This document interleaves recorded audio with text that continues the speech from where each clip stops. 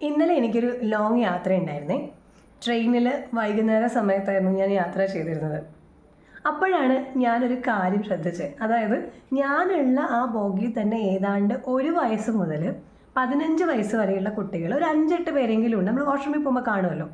പണ്ടൊക്കെ നമുക്കറിയാമല്ലോ, നമ്മുടെ ഒരു ബോഗിയിൽ കുട്ടികൾ ഉണ്ടെന്നുണ്ടെങ്കിൽ ഒരു സമാധാനം ഉണ്ടാവില്ല. ഒച്ചയും ബഹളവും വാശിയും കരച്ചിലും നിലവിളിയും ഒക്കെ തന്നെ അല്ലേ. പക്ഷേ ഇന്നലെ അതൊന്നും കണ്ടില്ല. അപ്പോൾ ഒരു കൗതുകം തോന്നിയിട്ട് ഞാനൊരു റൗണ്ടൊന്ന് നടന്നു നോക്കി.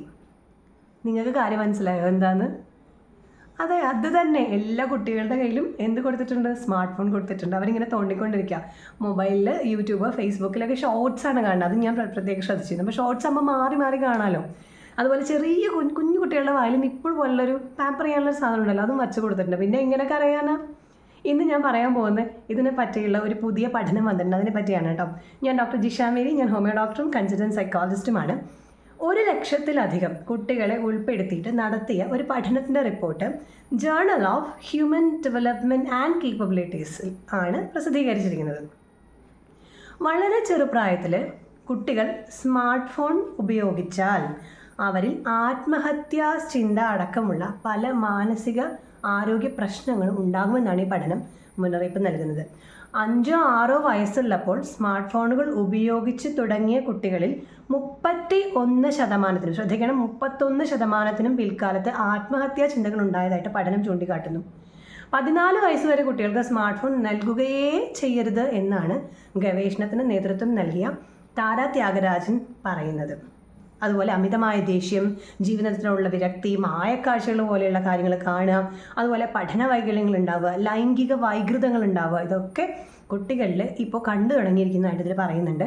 14 വയസ്സിന് ശേഷം ഫോൺ നൽകിയാലും ഇൻ്റർനെറ്റ് എങ്ങനെ സുരക്ഷിതമായി ഉപയോഗിക്കണം എന്നതിനെക്കുറിച്ച് മാതാപിതാക്കൾ കുട്ടികൾക്ക് പറഞ്ഞു കൊടുക്കണമെന്ന് പ്രത്യേകം അതിൽ പറയുന്നുണ്ട്. അതുപോലെ ഇൻ്റർനെറ്റ് ഉപയോഗത്തിൻ്റെ ഭവിഷ്യത്തുകളെക്കുറിച്ച് സ്കൂളുകളിൽ പ്രത്യേകം ക്ലാസ്സുകൾ കൊടുക്കണമെന്നും അത് നിഷ്കർഷിച്ചിട്ടുണ്ട്. അപ്പോൾ അത് വളരെ ഗൗരവമായിട്ടുള്ളൊരു കാര്യമായിട്ട് നമ്മളത് കാണണം. അതുപോലെ പ്രശ്നമുള്ള കുട്ടികൾക്ക് നേരത്തെ തന്നെ മരുന്നും കൗൺസിലിങ്ങും കൊടുക്കണമെന്നും ഈ റിപ്പോർട്ടിൽ പറയുന്നുണ്ട്. ആരോഗ്യകരമായിട്ടുള്ള ഒരു വരും തലമുറ നമ്മുടെ സ്വപ്നമായിട്ട് അവശേഷിക്കാതെ നമ്മുടെ കുട്ടികളിൽ ഇങ്ങനെയുള്ള പ്രവണതകൾ കാണുന്നുണ്ടെങ്കിൽ തീർച്ചയായിട്ടും ഹോമിയോപ്പതിക്ക് ഒരുപാട് കാര്യങ്ങൾ ഈ മേഖലയിൽ ചെയ്യാനുണ്ട്. അതായത് ഒരു രോഗിയുടെ മാനസികവും ശാരീരികവുമായിട്ടുള്ള ടോട്ടാലിറ്റി, അതായത് അവൻ്റെ ആ ഒരു വ്യക്തിത്വത്തെ പഠിച്ച ശേഷമാണ് അതിനാണ് നമ്മൾ മരുന്ന് കൊടുക്കുന്നത്. ഹോമിയോപ്പതിയിൽ ഒരിക്കലും ഒരു രോഗത്തിന് ഒരു മരുന്ന് എന്നുള്ളതല്ല. അത്യാവശ്യ സന്ദർഭങ്ങളിൽ അങ്ങനെ ഉപയോഗിക്കാറുണ്ട്. പക്ഷേ നമ്മളൊരു ഹോമിയോ ഡോക്ടറെ അടുത്ത് ചെന്ന് കഴിഞ്ഞാൽ ആ രോഗിയുടെ എല്ലാ സവിശേഷതകളും പഠിച്ചതിന് ശേഷം മാനസികവും ശാരീരികവുമായ തലത്തിൽ വർക്ക് ചെയ്യുന്ന ഡീപ്പ് ആക്ടിംഗ് ആയിട്ടുള്ള മെഡിസിൻസ് ആണ്. വളരെ സിമ്പിൾ ആയിട്ടുള്ള ഈവൻ കുട്ടികൾക്കൊക്കെ സുരക്ഷിതമായിട്ട് ഉപയോഗിക്കാവുന്ന മെഡിസിൻസ് ആണ് കൊടുക്കുന്നത്. അപ്പോൾ അതുകൊണ്ട് തന്നെ അതിനോടുകൂടി ഒരു കൗൺസിലിങ്ങും കൂടി കൊടുക്കുകയാണെങ്കിൽ തീർച്ചയായിട്ടും ഈ വിപത്തിൽ നിന്ന് നമ്മളെ കുഞ്ഞുങ്ങളെ നമുക്ക് രക്ഷിച്ചെടുക്കാനായിട്ട് സാധിക്കും. ഞാൻ ലാസ്റ്റ് ഡേ കണ്ട ഒരു കേസും ഇതിനോട് ബേസ് ചെയ്ത് ഞാൻ പറയുകയാണ്. അതായത് ഒരു കുഞ്ഞിന് പഠിക്കാനും എഴുതാനും കഴിയുന്നില്ല, പ്രത്യേകിച്ച് എഴുതാൻ കഴിയുന്നില്ല.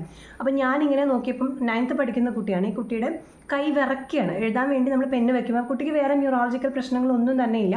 പ്രാഥമികമായിട്ടുള്ള എക്സാമിനേഷൻ, ക്ലിനിക്കൽ എക്സാമിനേഷനിൽ വേറൊരു ന്യൂറോ ഡെവലപ്മെൻറ്റൽ ഡിസോർഡേഴ്സും ഈ കുട്ടിക്കില്ല. പക്ഷേ പെണ്ണ് കൊടുത്തിട്ട് ഈ കുട്ടിക്ക് പെണ്ണ് കയ്യിലിരിക്കുന്നില്ല. അങ്ങനെ ഇങ്ങനെ ചോദിച്ച് വന്നപ്പോഴാണ് ഈ കുട്ടിക്ക് സ്ക്രീൻ അഡിക്ഷൻ ഉണ്ട്. മൊബൈൽ ഫോണിൽ മണിക്കൂറുകളോളം ഫുട്ബോളാണ് കളിക്കുന്നത് നോക്കണം. അപ്പോൾ അതിലിങ്ങനെ സ്ക്രാച്ച് ചെയ്തിട്ട് കുട്ടിക്ക് ആ സ്പീഡ് കയ്യിൽ വന്നുപോയി. അതുകൊണ്ട് തന്നെ പെണ്ണ് കയ്യിൽ ഉറക്കുന്നില്ല.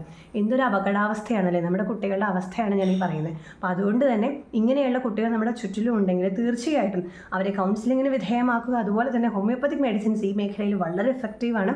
അതുപോലെ പഠന വൈകല്യങ്ങൾക്ക് ഹോമിയോപ്പതിക് മെഡിസിൻസ് വളരെ എഫക്റ്റീവാണ്. എത്രയും പെട്ടെന്ന് നിങ്ങൾക്ക് ഏറ്റവും സുരക്ഷിതമായിട്ട്, അല്ലെങ്കിൽ ഹോമിയോ ഡോക്ടർ നിങ്ങൾക്ക് അവൈലബിൾ അല്ലെങ്കിൽ നിങ്ങൾക്ക് ഏറ്റവും വിശ്വാസമുള്ള സിസ്റ്റത്തിൽ നിങ്ങളുടെ കുടുംബ ഡോക്ടറെ നിങ്ങൾ മീറ്റ് ചെയ്തതിന് ശേഷം കൃത്യമായിട്ടുള്ള മരുന്നും ചികിത്സയും കൊടുത്താൽ നമ്മുടെ കുഞ്ഞുങ്ങളുടെ ഭാവി നമുക്ക് സുരക്ഷിതമാക്കാം.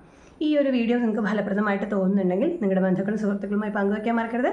ആരോഗ്യ സംബന്ധമായ മറ്റൊരു വിഷയം വരെ കണ്ടുമുട്ടുന്നതുവരെ signing off, doctor Jisha Mary.